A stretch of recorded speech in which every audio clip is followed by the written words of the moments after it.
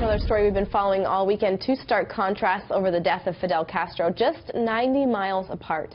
As those in Cuba are mourning the death of the dictator, we are seeing Cuban exiles whose families fled Castro's regime rejoicing in the streets in South Florida. Here with a live look at the celebration in Miami's Little Havana is our own Rick Leventhal. Rick, we saw the celebrations yesterday. Is it a similar atmosphere today? And Elizabeth, Miami police just moments ago closed traffic here on Calle Ocho, Southwest 8th Street, so the people can actually move out into the street in front of Cafe Versailles and celebrate the death of a dictator. I want to show you the front page of the most popular newspaper in South America, Diario Las Americas. It says, "Nunca más," with a profile shadow of Fidel Castro.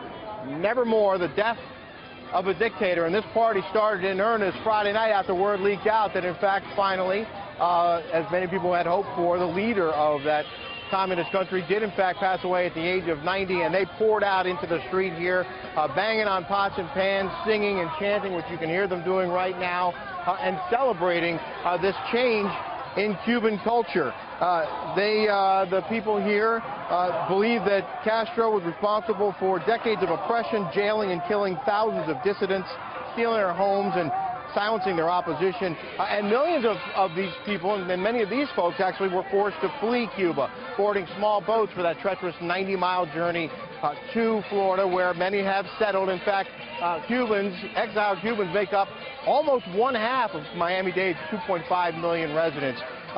The folks out here say they will keep on celebrating for as long as they can.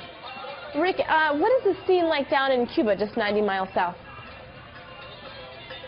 Well, the scene in Havana and across Cuba is very, very different. It's a much more somber tone, and many will tell you that they're not allowed to celebrate the death of a dictator in Cuba.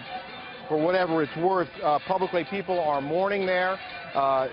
Privately, some have expressed hope that Castro's passing could lead to a relaxing of rules down there and perhaps a freer country, a freer Cuba.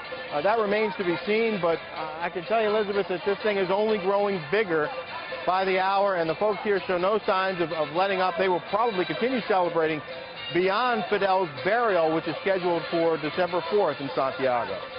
All right, Rick Leventhal reporting live. Thank you so much, Rick. We appreciate it.